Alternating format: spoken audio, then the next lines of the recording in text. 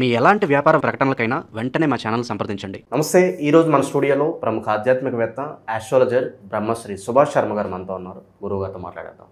నమస్కారం గురుగారు. శ్రీమాత్రేనమండి. గురుగారు, నవంబర్ మాసం విశేషంగా వృషభ రాశి వారికి ఎలాంటి ఫలితాలు రాబోతున్నాయి? ఓవరాల్గా ఎటువంటి దైవారాధన పరిహారాలు తీసుకుంటే బాగుంటుందంటారు? తప్పకుండా తెలియజేస్తాను. ముందుగా ప్రేక్షకులందరికీ శ్రీమాత్రే నమః, శ్రీ గురుభ్యో నమః. యాదేవి సర్వభూతేషు మాతృరూపేణ సంస్థిత నమస్తస్సై నమస్తస్సై నమస్తస్సై నమో నమః. వృషభ రాశి. వృషభ రాశి వారికి అధిపతి శుక్రుడై ఉంటూ ఉంటాడు. వృషభ రాశిలో జన్మించినటువంటి జాతకులు కష్టజీవులు, శ్రమజీవులు అని చెప్పుకోవచ్చు. నిరంతరం వీళ్ళ జీవితంలో కష్టము అనేటటువంటి దక్కిన తర్వాత సుఖము అనేటటువంటిది వీళ్ళ జీవితంలో అలవాటు చేసుకుంటూ ఉంటారు. కాబట్టి ఈ వృషభ రాశిలో జన్మించినటువంటి జాతకులు జీవితంలో కుటుంబం కోసము, అలాగే తమ జీవితం కోసము, భార్యా బిడ్డల కోసము కష్టపడేటటువంటి తరహాలే ఉంటాయి తప్ప ఇతని వల్ల 10 మంది సుఖపడతారు తప్ప వృషభ రాశిలో జన్మించినటువంటి జాతకులు ఎప్పుడూ కూడా సుఖము అనేటది చాలా తక్కువ ఉంటుంది. అంటే 100లో ఒక 30% సుఖం ఉంటుంది, 70% కష్టం ఉంటూ ఉంటుంది. అలాంటి తరహాలో ఈ యొక్క వృషభ రాశి వారు ఒకరు అని చెప్పుకోవచ్చు. వీళ్ళు పుట్టుకతోనే చాలా కష్టపడుతూ ఉంటూ ఉంటారు. అంటే చిన్నప్పుడు చదువు కోసం కష్టపడుతూ ఉంటారు. కొద్దిగా వయసు తెలిసేసరికి సంపాదిద్దాము అనేటటువంటి కష్టంలో ఇమిడీకృతం అయిపోతూ ఉంటారు. సంపాదిద్దాము అనేసరికి ఇక వివాహం అనేటటువంటి కష్టంలో పడిపోతూ ఉంటూ ఉంటారు. అంటే కొంతమంది ఎలా ఉంటారంటే ఒక ఏజ్ వచ్చేసరికి అన్ని సమకూర్చుకొని తర్వాత లైఫ్ని చాలా హ్యాపీగా లీడ్ చేస్తూ ఉంటూ ఉంటారు. కానీ వృషభ రాశిలో జన్మించినటువంటి వారు ఏంటి అంటే కనుక సంతోషపడదాము, ఆనందపడదాము, లగ్జరీ లైఫ్ని అనుభవిద్దాము అనేసరికి ఏదో ఒక జీవితంలో ఎంటర్ అవుతూ ఉంటుంది. అంటే పుట్టుక నుంచి చదువు కోసం కష్టపడతారు, చదువు తర్వాత ఉద్యోగం కోసము, సంపాదన కోసం కష్టపడుతుంటారు. సంపాదిస్తున్నాము అని అనుకుంటే కనుక ఆ సంపాదన ఎవరికి తోడ్పడుతుంది? ఇక కుటుంబము, పిల్ల పాపలు, రెంట్లు, ఇవి అన్నిటి కూడా దానికోసం కష్టపడుతూ ఉంటారు. ఇక పిల్లలు అయ్యారు, మంచి జీవితం అనుభవిద్దామంటే చూస్తూ 40-50 ఏళ్ళు గడిచిపోతాయి. సుఖపడదామన్నా కూడా వయస్సు అనేటటువంటిది సహకరించదు. అలాంటి వాటిలో ఈ యొక్క వృషభ రాశి వారు ఒకరు అని చెప్పుకోవచ్చు. అంటే కష్టపడుతూ ఉండేటటువంటి తరహాలో ఉండేటటువంటి వ్యక్తులు వృషభ రాశి వారు అని చెప్పుకోవచ్చు. కనుక వీళ్ళ జీవితం ఎప్పుడు కూడా కష్టమయంగా గడుస్తూ ఉంటుంది. సంతోషము అన్నదానికి చాలా తక్కువ రోజులు ఉంటాయి వీళ్ళ జీవితంలో. కాబట్టి వృషభ రాశి వారు చాలా కష్టపడి పైకొచ్చేటటువంటి వ్యక్తులని చెప్పుకోవచ్చు. వీళ్ళకు ఉద్యోగము, వ్యాపారము, వృత్తి ఇలాంటి వాటిలో చాలా ఇష్టమవుతూ ఉంటుంది. వ్యాపారం చేయడానికి చాలా ఇష్టపడుతూ ఉంటూ ఉంటారు. అంటే మనం సొంతంగా వ్యాపారం చేయాలి, మనం 10 మందికి ఆదర్శంగా ఉండాలి, 10 మందికి ఉద్యోగాలు ఇచ్చేటటువంటి ఫలితాల్లో ఉండాలి అని ఆలోచించేటటువంటి వ్యక్తుల్లో వృషభ రాశి వారు ఒకరు అని చెప్పుకోవచ్చు. వీళ్ళకి ఏంటి అంటే నీతి, ధర్మము, న్యాయము ఇలాంటి మాటలు చాలా ఇష్టమవుతూ ఉంటాయి. అలాంటి దారిని ఎక్కువగా పాటిస్తూ ఉంటారు. మీన్స్ అంటే మంచి పనులు ఎక్కువ చేయడం, ఇతరులకు మంచి పని చేయకుండా చెడు మాత్రం చేయకుండా ఉండేటటువంటి వ్యక్తుల్లో వృషభ రాశి వారు ఒకరు అని చెప్పుకోవచ్చు. అలాగే వీళ్ళకి ఏంటి అంటే కనుక అమ్మాయిల వ్యామోహం ఎక్కువగా ఉంటుంది. అదొక్క మైనస్ వీళ్ళకు. అంతే తప్ప పెద్ద చెప్పుకోదగ్గటువంటి ఇబ్బందులు అయితే ఏమీ లేవు. కుటుంబం పట్ల శ్రద్ధ ఎక్కువగా ఉంటూ ఉంటుంది. జీవితంలో పిల్ల పాపలను బాగా చూసుకోవాలి, జీవితంలో వృద్ధిలోకి రావాలి, మంచి ఒక సొంత ఇల్లు ఉండాలి, సొంత లగ్జరీ లైఫ్ అనుభవించాలి అని ఆశలు కలిగినటువంటి వ్యక్తుల్లో వృషభ రాశి వారు ఒకరని చెప్పుకోవాలి. ప్రస్తుత కాలం ఎలా నడుస్తుంది ఈ మాసం విశేషంగా? ఈ మాసంలో అని కనుక చూసుకున్నట్టయితే వృషభ రాశి వారికి ఈ మాసం చాలా అదృష్టమైనటువంటి మాసంగానే చెప్పుకోవచ్చు. పెద్ద చెప్పుకోదగ్గటువంటి ఇబ్బందులు అయితే ఏమీ కనిపించడం లేదు. ఈ మాసంలో ఈ యొక్క వృషభ రాశి వారికి మంచి ఫలితాలు ఉండటంతో పాటు డబ్బును సంపాదిస్తారు, వృత్తి వ్యాపారాదుల్లో లాభాలు చేకూర్చుకుంటారు. అలాగే వీళ్ళకు ఉన్నటువంటి కుటుంబ తరహాలో ఏదైనా ఇబ్బందులు ఉన్నా కూడా వాటన్నిటిని కూడా చక్కదిద్దుకోవడానికి ఈ మాసం చాలా అనువైనటువంటి మాసంగా చెప్పుకోవచ్చు అండి. ఓకే. ఇక గృహయోగం కావచ్చు, ఏదన్నా ప్రత్యేకంగా యోగాలు ఏమన్నా వరుస్తున్నాయి వీళ్ళకి?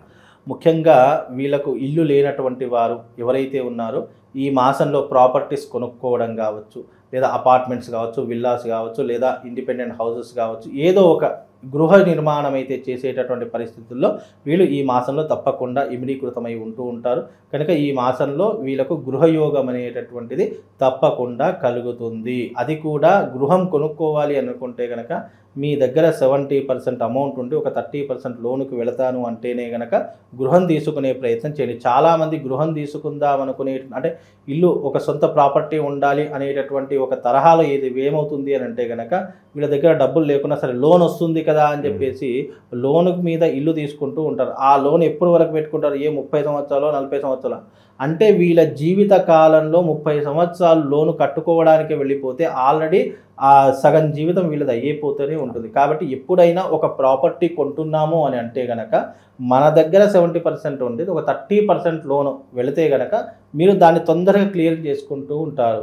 లేదు ఒక 50 లక్షల ఇల్లుకి 40 లక్షలు మీరు లోన్ తీసుకొని 10 లక్షలు మనం పెట్టుకుందామంటే ఆ 40 లక్షలు కట్టడానికి మీ జీవితంలో 35 సంవత్సరాలు గడిచిపోతూనే ఉంటూ ఉంటాయి.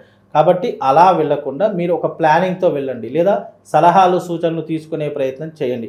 అంతే కదా అని చెప్పేసి ఇప్పుడు వీళ్ళు బ్యాంకు వాళ్ళు కావచ్చు, ఈ బజాజ్ ఫైనాన్స్ వాళ్ళు కావచ్చు, వీళ్ళు ఏం చేస్తున్నారంటే మాకు వద్దురా ఆయన అప్పు అన్నా గాడ వాడు 10 సార్లు ఫోన్ చేసి మీరు అప్పులు తీసుకోండి, మాకు ఫ్రీ లోన్స్ ఉన్నాయి, మీకు అప్రూవల్ ఉంది, మీకు 150% లోన్స్ వస్తాయి అని చెప్పేసి నానా రకాలుగా మనిషి వద్దు అన్న వాళ్ళు కాల్స్ చేస్తూ ఉంటారు. వద్దు అన్న వాడికి ఏదో ఒక రోజు ఆశ పుడుతూ ఉంటుంది, ఇక వస్తుంది కదా నాయన తీసుకుందామని చెప్పేసి ఆశలు అయిపోయి ఆ ఆశ ఖాతా ఏమవుతుందంటే నిరాశకు చెంది అది తీసుకునేటప్పుడు బాగానే ఉంటుంది, కట్టేటప్పుడు మాత్రం చుక్కలు కనిపిస్తున్నాయి. కాబట్టి ఎప్పుడైనా అప్పు చేసి మాత్రం మీరు ఏ ప్రాపర్టీ కూడా తీసుకోకుండా ఉంటే బాగుంటుందండి. చేస్తున్న ఉద్యోగంలో ఏమన్నా భంగం కలవడం అంటే ఉద్యోగం పోతుందేమో అన్న భయం కావచ్చు, మానసిక ఒత్తిడి ఇవేమన్నా వచ్చే అవకాశాలు కనిపిస్తున్నాయి? ఉద్యోగం లేనటువంటి వారికి తప్పకుండా ఈ మాసంలో ఉద్యోగం దొరికేటటువంటి అవకాశం ఏర్పడుతూ ఉంటుంది.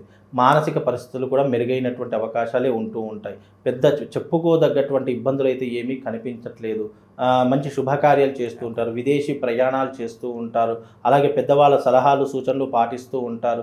అన్ని రంగాలలో వీళ్ళకు చాలా అద్భుతమైనటువంటి ఫలితాలే ఉన్నాయి తప్ప పెద్ద చెప్పుకోదగ్గటువంటి నెగిటివ్ పాయింట్స్ అయితే ఏమీ లేవు. ఏదేమైనప్పటికీ కూడా దైవారాధన చేయడం మంచిదే కాబట్టి వీళ్ళు ఎక్కువగా శివారాధన చేసుకోవడం కావచ్చు, రుద్రాభిషేకం లాంటిది కావచ్చు, మహాన్యాసపూర్వక రుద్రాభిషేకం కావచ్చు ఈ మాసంలో చేసుకునే ప్రయత్నం చేయండి. తద్వారా మీకు శుభం లాభంతో పాటు అదృష్ట యోగం కూడా కలుస్తుంది. చివరిగా గురుగారు, చాలా వరకు ఏ రాశిలో అయినా సరే కామన్గా ఎదుర్కొంటే సమస్య ఎంత డబ్బు వస్తున్నా కూడా నిలవట్లేదు, డబ్బు మంచినీళ్ళ ఖర్చు అయిపోతుంది అంటూ ఉంటారు. ఏదన్నా బెస్ట్ రెమెడీ షార్ట్ అండ్ స్వీట్గా ఉన్న ధనపరంగా ఒక రెమెడీ తెలియజేయండి. 12 రాశుల వారు ఎవరైనా సరే, ఏ రాశి వారైనా సరే ఒక్క చిట్కా చెప్తాను, దాని ద్వారా ధనాన్ని ఆకర్షించేటటువంటి శక్తులు కలుగుతూ ఉంటాయి. అంటే ధనం ఆకర్షించే శక్తి మీన్స్ మీరు జీవితంలో సంపాదించే వృత్తిలో కావచ్చు, వ్యాపారములో కావచ్చు, లేదా మీరు చేసేటటువంటి విధానాల్లో కావచ్చు, దేనికైనా సరే డబ్బు ఆకర్షించాలి అని అంటే కనుక నేను ఒక మంత్రం చెప్తాను. ఆ మంత్రాన్ని ఎవ్రీడే మీకు ఈ రాశితో కానీ జాతకంతో కానీ ఏమాత్రం సంబంధం లేకుండా అన్ని రాశులు 12 రాశుల వారికి 27 నక్షత్రాల వారికి ఈ మంత్రం చెప్తాను. ఓం శ్రీం హ్రీం క్లీం హైం శ్రీ మహాలక్ష్మీ నమః. ఓం శ్రీం హ్రీం క్లీం హైం శ్రీ మహాలక్ష్మీ నమః అనేటటువంటి ఈ బీజ మంత్రాన్ని మీరు ప్రతిరోజు, దీనికి సంఖ్య లేదు, మీకు ఎంత వీలైతే అంత, ఎంత టైం ఉంటే అంత, మీ ఓపిక మీ సహనమే దీనికి టైం కాబట్టి, దీనికి సంఖ్య కాబట్టి మీరు ఎంత వీలుంటే అంత నేను చెప్పినటువంటి మంత్రాన్ని ప్రతిరోజు పాటించండి. దాని ద్వారా వ్యాపారం చేసే వాళ్ళకి వ్యాపారంలో లాభాలు చేకూరుతాయి, వ్యాపారం చాలా అద్భుతంగా నడుస్తుంది. వివాహం కానటువంటి వారికి తప్పకుండా వివాహం జరుగుతూ ఉంటుంది.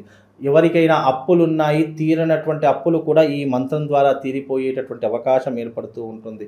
మీ జీవితంలో వృద్ధిలోకి రావడానికి, అభివృద్ధి వైపు వెళ్ళడానికి ఈ మంత్రం ఉపయోగపడుతూ ఉంటుంది.